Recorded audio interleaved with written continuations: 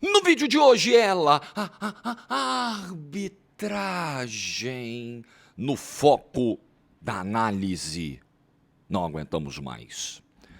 Like no vídeo, se inscreve, ativa o sininho, rumo a 450 mil inscritos. Boa semana pra todo mundo. Deixa eu falar da Fit Forte, deixa eu mostrar aqui. Eu prometi que ia mostrar, né, como é que chega aqui em casa a reposição da Fit Forte. A galera manda aqui na caixa, bonitinho, tudo embaladinho, então eu vou mostrar os produtos pra você. Calma aí pra não cair a caixa, porque a minha mesa não é tão grande assim. Então, ó, chega glutamina, chega as barrinhas de proteína, essas barrinhas quebram um galho danado quando você tá na correria ali, principalmente. Pré-treino, isso aqui eu não abro mão, esse aqui é o meu preferido, né? Sabor citrus, pra mim é o mais gostoso. Tem o de uva também que é muito bom. A creatina, já tomou sua creatina hoje? Não pode faltar, não pode falhar, não pode pular a creatina. Os shakes de whey vêm todos embaladinhos, ó. Esse aqui é o doce de leite, é o que eu mais gosto. Rapaz, é muito gostoso. Tem o whey protein também, né? Então, chega assim, ó, bonitinho. Esse é o whey da Max Titanium, tá aqui. Tudo isso a Fit Forte tem para entregar na sua casa, beleza? Você pode parcelar em até 3 vezes sem juros. O link tá na descrição e tem esse QR Code que te joga direto também pro site da Fit Forte. Empresa séria, entrega tudo direitinho para você que tá cuidando da saúde. E o QR Code tá aqui na tela. Cupom Jorge Igor, 15% off para fechar a compra, beleza? É Fit Forte. Bom, vamos falar do jogo. O empate entre Palmeiras e Cruzeiro, que foi o grande jogo do domingo, o principal jogo da rodada, envolvendo o primeiro e o terceiro colocado e interessando diretamente ao Flamengo, que está ali no meio dos dois na tabela. Vamos falar de arbitragem, vamos falar da entrevista do Cássio, que é muito interessante. Vamos falar de tudo isso. Mas primeiro eu quero falar do jogo, que me decepcionou. Eu esperava um jogo muito melhor, eu esperava um jogo de um nível técnico maior. Eu esperava uma atuação melhor do Palmeiras para dar uma resposta dessas duas derrotas recentes muito duras para Flamengo e LDU. Isso não aconteceu. Falando primeiro do Palmeiras. É óbvio que são duas competições separadas, mas o jogo de ontem, ele tem alguma conexão com o jogo de quinta. Porque se você pega o Cruzeiro e faz uma grande atuação contra o Cruzeiro, e ganha do Cruzeiro, e abre 3 pontos para o Flamengo de novo, se recupera a confiança. A derrota de Quito, ela é um abalo na confiança de um time que no momento não vem jogando bem, que vem tendo dificuldades momentâneas para encontrar, para conectar a sua dupla que vem sendo o ponto de virada desse time. A dupla Flaco Lopes e Vitor Roque. Eu sabia que um dia eu ia embaralhar. A dupla Flaco Roque, pronto, né? Aí você faz a junção. Então, é óbvio que esse resultado tem influência. Esse resultado, ele mexe de alguma maneira com o jogo de quinta-feira. Porque o palmeirense olha e fala, caramba, se perdendo o jogo por 3-0 a gente jogar isso aí que jogou contra o Cruzeiro, não tem a menor condição. Não tem como. Um Palmeiras travado, um Palmeiras com dificuldade para jogar. Se você for olhar, né, eu até peguei aqui, oportunidades e tal, o Cássio fez 2 defesas no jogo. Tem uma falta cobrada pelo Andrés Pereira, uma falta frontal, e uma cabeçada do Flaco. É muito pouco. Então, aquele Palmeiras que estava chegando ao gol com muito volume, né? O Palmeiras das goleadas, o Palmeiras de muitas oportunidades, né? O Palmeiras que virou o jogo contra o Fortaleza, que atropelou o Red Bull Bragantino, você pode citar vários jogos. E, claro que aí nós estamos falando também de outro nível de adversários, né? Esses 2 que eu citei, né? Por exemplo. Mas esse Palmeiras a gente não está vendo. Esse Palmeiras do volume, esse Palmeiras que joga próximo, a gente não tá vendo. Palmeiras insistindo muito nos lançamentos, demais nos lançamentos. Palmeiras com uma pobreza criativa, pobreza de articulação de repertório ofensivo, rememorando momentos terríveis do ano. É um pesadelo que volta a assombrar o Palmeiras, porque em outros momentos da temporada o Palmeiras sofreu exatamente dessa pobreza de repertório ofensivo. E lá atrás, se não fosse o Carlos Miguel, a vaca ia pro brejo ontem. 3 defesas do Carlos Miguel. Muitas críticas eu ouvi ao Carlos Miguel, muitas não, algumas, né? Pô, tomou 3 gols no primeiro tempo contra o Flamengo, tomou mais 3 contra a LDU, nos 2 primeiros jogos tomou 6. Eu acho que a gente tem que olhar o contexto de cada jogo. principalmente o contexto do jogo de Quito, com a altitude, com a escalação desastrosa do Abel, com a teimosia do Abel, ou falta de humildade para reconhecer a cagada que fez no primeiro tempo, tudo isso, né? Aí estourou no Carlos Miguel. Não vi ele falhar gravemente em nenhum dos gols. E ontem, não fosse o Carlos Miguel, meu amigo, o bicho ia pegar. O bicho ia pegar e o Palmeiras poderia ter perdido o jogo dentro de casa. Inclusive, a última bola do jogo é quase um milagre. Finalização do Caio Jorge, ele pega com o pé. Vai ali na direção dele, ele tá bem colocado, mas é uma defesa importantíssima, é uma defesaça no jogo. Então, o que a gente tem visto? Um Palmeiras que não consegue mais rodar a bola com aquela facilidade. E aí é consertar meio campo. E aí é a questão para o jogo de quarta-feira, né? Aníbal, Andréas, tem que ver a questão física do Aníbal. Aníbal, Andréas e Maurício, seria esse o meio campo, né? Parar de insistir em lançamento e cruzamento. Se o Palmeiras basear o jogo dele contra a LDU o tempo todo em bola longa, vamos jogar para a área para ver o que acontece, a LDU tem jogadores fortes, a LDU tem jogadores altos, a LDU vai entrar num ambiente muito confortável para ela. O Palmeiras vai precisar circular essa bola por dentro, o Palmeiras vai precisar trabalhar, botar a bola no chão, encaixar jogadas, toques rápidos, e isso, para deixar mais angustiado ainda o torcedor do Palmeiras, não vem acontecendo, não vem. Então, essa queda de rendimento, ela é muito preocupante. E outra coisa, quando a bola chegar, você tá precisando fazer 3, irmão. Tá 3-0 pros caras. Quando a bola chegar, não pode errar. Tem que ser precisão máxima. Quando a bola chegar no pé do Vitor Roque, ele tem que fazer o gol. Quando a bola chegar no pé do Flaco Lopes, ele tem que fazer o gol. A tal da eficácia vai ter que aparecer. Eficácia, muita eficácia. E muito mais futebol para superar a LDU. Já o Cruzeiro, acho que fez um bom jogo. Acho que eu gostei muito da partida do Matheus Pereira, apesar da marcação individual que o Bruno Fux fez nele, tentando tirar o espaço, atrapalhar, travar o jogo do Matheus Pereira, mas eu gostei do que vi do Cruzeiro. O Cruzeiro começou o jogo com o time titular, com força máxima, né? Sempre buscando muita velocidade pelos lados do campo, um time muito rápido, um time que tenta acelerar muito o jogo. Aí tem, aos 15 minutos, um lance que poderia ter tirado o Cruzeiro do eixo mental da partida. Poderia ter desestabilizado o time por completo. A não expulsão do Gomes, eu vou falar dela já no final do vídeo, porque o time se revoltou e tal. E aí o Leonardo Jardim, na beira do campo, falou, galera, calma, vamos baixar a poeira e vamos jogar o nosso futebol. E isso aconteceu. E aí o Arroio dá uma mobilidade, uma velocidade ainda maior ao time do Cruzeiro quando entra. Inclusive, a falta que ele cobrou foi a melhor chance do Cruzeiro, né, no comecinho do jogo, e aí o Carlos Miguel tendo que trabalhar. Então, essa movimentação do Arroio foi muito importante. E depois tem aquela chance no desvio do Bruno Fux, né, cruzamento do Christian, ele domina, pé esquerdo, bate, o Carlos Miguel faz a defesa. Bom, aí vem o segundo tempo, né, esse lance já é no segundo tempo. E aí o Cruzeiro continua ali tentando fugir da marcação do Palmeiras, um jogo muito mais brigado, muito mais travado, faltas, cartões, muitos cartões já no primeiro tempo do jogo, né? Um jogo muito picotado, muito travado, mas equilibrado. Só que tem a expulsão do Fabrício Bruno por acúmulo de amarelos, o segundo cartão amarelo aos 26 do segundo tempo. E aí o Leonardo Jardim já estava com outra ideia de substituição, ele precisou mudar. Ele teve que tirar justamente o Arroio, o cara que fez o time, né, crescer em velocidade, em dinâmica, para recompor com o Jonathan Jesus. E aí o jogo ficou ainda mais complicado pro Cruzeiro, né? Aí ficou ainda mais difícil, por mais que o Cássio não tivesse sofrendo nenhum bombardeio. Isso não aconteceu realmente. O Cássio trabalhou em 2 ocasiões, mas nada muito, né? O que realmente se manteve foi a temperatura alta, principalmente do lado de fora. E muita gente até se assustou com o comportamento do Leonardo Jardim, porque ele não é disso, ele é sempre um cara muito contido. E ontem, meu amigo, ele xingou, ele jogou garrafa do chão, ele esbravejou, ele se irritou. Falar em garrafa, teve a história no Cássio também, que eu vou falar no final do vídeo.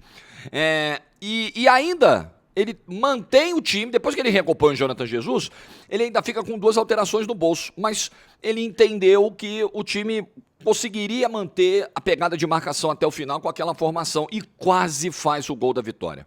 quase faz o gol da vitória, com o Kaique lançando, o Matheus Pereira cruzando, o Caio Jorge batendo e o Carlos Miguel pegando com o pé. Ali era o gol da vitória do Cruzeiro nos acréscimos do jogo, nos acréscimos do segundo tempo.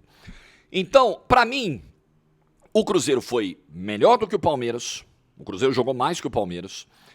Individualmente, o Cruzeiro também se comportou melhor com alguns jogadores, por exemplo, o Matheus Pereira. A defesa se comportou muito bem. O Cruzeiro não saiu dos eixos depois da expulsão. Mentalmente, o Cruzeiro continuou forte. O Cruzeiro não desistiu do jogo depois da expulsão do Fabrício Bruno no final do jogo, no segundo tempo. Não desistiu. Então, o Cruzeiro lamenta muito a oportunidade perdida, porque se o Gomes é expulso com 15 minutos é outro papo, é outro jogo, né? 75 minutos mais os acréscimos com um jogador a mais, com o jogo ainda 0-0, é um tempo muito grande para você construir uma vitória. E isso foi tirado do Cruzeiro por um erro do Rafael Klein, na minha opinião. Então o Cruzeiro está realmente na bronca. O que fica é que nós estamos na rodada 30, né? Na rodada 30, deixa eu só ver a pontuação para não falar bobagem. Na rodada 30, o Cruzeiro tem 57 pontos. Na rodada 30, verdade que tem jogo a mais, um jogo a mais que Palmeiras e Flamengo, mas ele tem 4 pontos a menos que o Flamengo, 5 pontos a menos que o Palmeiras, e com menos elenco, e com menos dinheiro. A verdade é essa. Por mais que o Pedrinho, dono da SAF do Cruzeiro, tenha muito dinheiro, mas o clube ainda não está estruturado como o Palmeiras está, como o Flamengo está. Então é muito digna a campanha do Cruzeiro. É muito honrosa. O Mirassol é a grande história do Campeonato Brasileiro. Tem 55 pontos, é o quarto colocado, um milagre. O que o Mirassol está fazendo na Série A, primeiro ano dele na Série A, é um milagre. Cadê o presidente da Federação Pernambucana, hein, seu Evandro? Cadê? Que diabo o Mirassol vai fazer na Série A? Pois é, o que o esporte está fazendo, presidente Evandro? O que a Federação Pernambucana tem feito pelos seus clubes? Né? Engraçado, né? Ao invés de ficar criando barreira preconceituosa, fechando porta, ele não tem nada que fazer, ele tá fazendo muito bem a Série A, o Mirassol, muito bem a Série A, mostrando como organização, planejamento, austeridade, gasto responsável, estrutura. Quando o Mirassol teve a venda lá atrás do jogador lá, o que ele fez? Ele não torrou o dinheiro, não. Vamos investir no CT, vamos melhorar nossa infraestrutura, é isso. É isso, é um exemplo pro futebol. Que diabo tá fazendo o Mirassol na Série A? É pra tá corado de vergonha o presidente da Federação Pernambucana, depois dessa palhaçada do ano passado. Acabar com esse negócio de, o clube tal não merece estar na Série A. Para com isso, pô. Se ele trabalhou, se ele subiu no campo direitinho, foi cumprido as etapas, subiu as escadinhas, ele merece. Claro que o Mirassol merece. Merece mais do que alguns até. Não dá, né? Voltando. Não perco o fio, como vocês sabem. Agora, o interfone! O interfone resolve tocar também, no meio da gravação do vídeo, não tem ninguém pra atender. É uma lástima também, vou te falar, viu? É difícil. Mas não perdendo o fio, né? Como vocês sabem. O Cruzeiro reclama muito do erro de arbitragem. O Cruzeiro reclama demais e nós vamos entrar nesse assunto agora. Cruzeiro voltando com 57 pontos, é a segunda maior história do campeonato, tá? O Mirassol é a melhor história, com 55, e o Cruzeiro com o potencial para brigar com a dupla Flamengo e Palmeiras nesse momento, é a outra grande história da competição, sem dúvida nenhuma. Agora, a arbitragem, ela ataca novamente, ela tira a gente do sério novamente, ela muda o rumo de uma partida novamente. Não existe um planeta no sistema solar onde esse lance do Gomes não seja para cartão vermelho, meu Deus do céu. Mas ele pegou a bola. Vamos desmistificar algumas coisas da regra? Então vamos lá. Primeira delas, pegou primeiro na bola. Porra, se ele vai pegar primeiro na bola com uma força excessiva, com a trava da chuteira na canela do adversário, com chance de lesionar o adversário, você tem que avaliar para cartão vermelho esse lance. Não é porque pegou na bola que você tem ali imunidade, salvo o conduto, habeas corpus, para arrebentar o adversário que está vindo disputar a bola com você. Pelo amor de Deus. Vamos desmistificar outra coisa. O Cássio ontem ficou 15 segundos, o Paulo Garavina do Sou do Apito colocou o cronômetrozinho, pegou o vídeo do Cássio do momento que ele fez uma defesa, encaixou a bola no chão, levantou, continuou com ela, ficou 15 segundos no total. Não, mas vocês estão falando merda, porque conta os 8 segundos a partir do momento que o cara está em pé.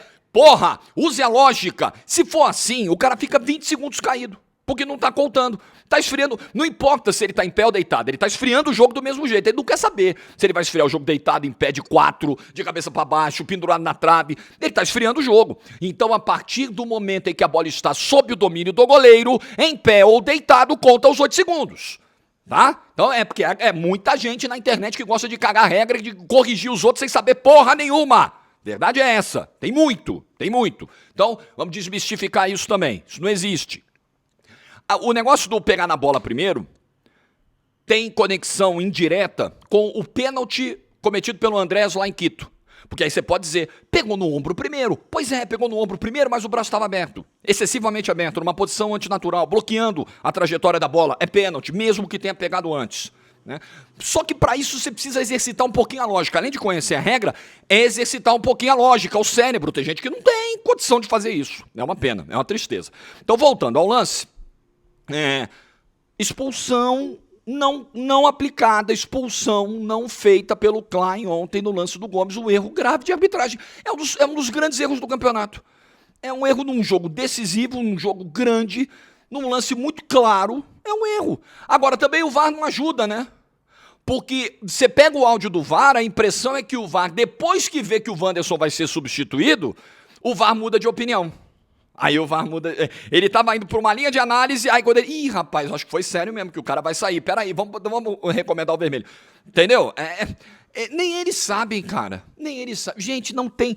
Meu Deus do céu, não tem condição da arbitragem continuar desse jeito. Não tem condição. Ou reseta tudo, ou começa tudo de novo, zera todo o quadro, traz cara de fora, fecha para balanço um ano. Ó, vou ficar um ano aqui resetando e vamos trazer os caras da Arábia Saudita para apitar, que seja, da Bolívia para apitar, porque não tá dando. Não tem como. Não tem como, não tem como. Não vejo salvação. Me desculpa, a CBF pode implementar novas regras, novos protocolos, semana de treinamento, eu não acredito em mais nada. Não acredito em mais nada que vá ser feito pela arbitragem brasileira. Não estou nem discutindo se há intenção de fazer ou não. Eu acho que o mandato do Samir Chald até agora ele é positivamente surpreendente. Para ser muito justo, a Samir o que é de Samir? O dia que ele tiver que tomar porrada aqui, ele vai tomar. Mas sendo muito justo, as primeiras iniciativas são boas, mas o problema da arbitragem é muito profundo. É muito profundo. O problema da tecnologia, pega o dinheiro da CBF, compra o semiautomático, pronto, está resolvido. Né? Problema da seleção brasileira, dá respaldo para o Ancelotti trabalhar, escolhe um treinador, define o perfil, vai embora e beleza, está resolvido. Problema da seleção feminina, continua investindo na seleção feminina, está resolvido. Tem o Arthur Elias fazendo um grande trabalho lá, é isso. Agora, o problema da arbitragem, meu amigo,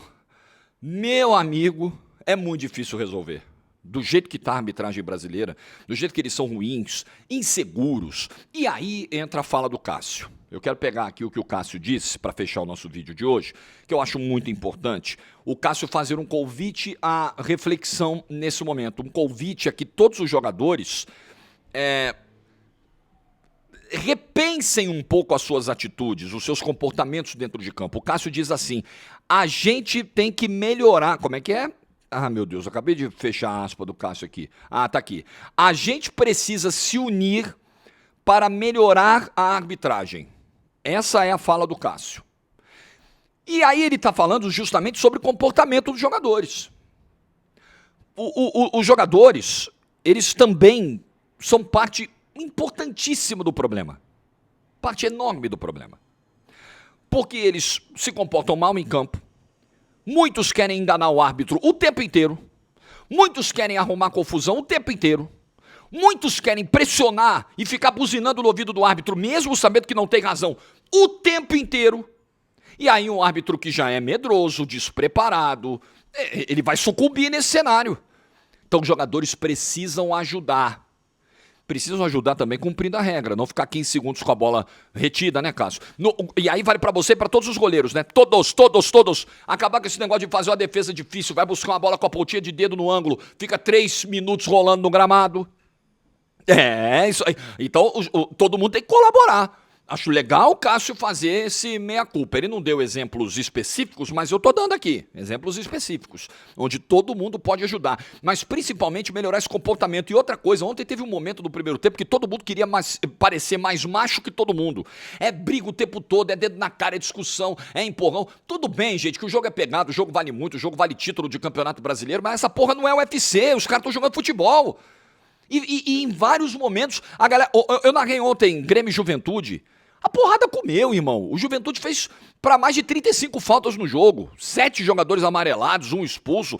Ele resolveu bater. Futebol não é isso. Você quer fazer a falta faz parte do jogo, a falta é um componente do jogo. Mas você basear o teu jogo todo em duelo físico, dedo na cara, porradaria, não tem como o jogo andar. Aí não tem como o árbitro ter paz para apitar também. É impossível, você tá dificultando a vida do árbitro. Então pensa no seguinte, o que o Cássio está dizendo, na minha interpretação, tá? Em outras palavras os caras são péssimos, o cara é ruim, não vamos piorar. O cara é fraco, não vamos deixar ele numa condição ainda pior para ele errar mais, porque vai se voltar contra todo mundo. Se volta contra todo mundo. Hoje, você gritou mais alto, ganhou uma decisão a teu favor, porque o árbitro sentiu, na semana seguinte vai ser contra você, ou com o mesmo árbitro ou com outro árbitro. Então o Cássio faz um convite à reflexão. Reflexão. Os jogadores precisam. Vamos falar da CBF, vamos falar da comissão de arbitragem, vamos falar dos árbitros, vamos falar dos clubes, vamos falar de todo mundo. Temos que falar dos jogadores também. Eles contribuem muito para esse cenário, com esse comportamento horroroso, simulando, fazendo teatro. Aí chegam na Europa, é engraçado, o cara sai daqui, é um artista, escola Wolf Maia de interpretação, vai fazer novela das 9. Aí o cara vai pra Inglaterra, ele muda. No primeiro jogo, ele já não simula, ele já não faz cena, ele não fica... Não tem bolinho. Você vê na Inglaterra, você vê nos grandes campeonatos, bolinho pra cima da arbitragem, quando o cara vai no vídeo ver a imagem no monitor. Você não vê, mas no Brasil todo mundo faz. E aí quando o cara chega lá fora, é difícil, né? Então o jogador tem que se ajudar, tem que ajudar o árbitro também. É isso aí. Feito o vídeo para começar esta semana, hoje eu devo fazer um vídeo sobre a situação do Vini, um vídeo das 4 da tarde, o que ele fez ontem que, assim, não tem defesa, no momento em que é substituído no clássico Real Madrid-Barcelona, isso não tem defesa, não tem pano, não tem fábrica de pano para passar para isso aí, então provavelmente às 4 a gente vai voltar com esse segundo vídeo que espero seja menos caótico que o primeiro. Bom almoço para todo mundo, like do vídeo se você ficou até o final, juízo, tchau!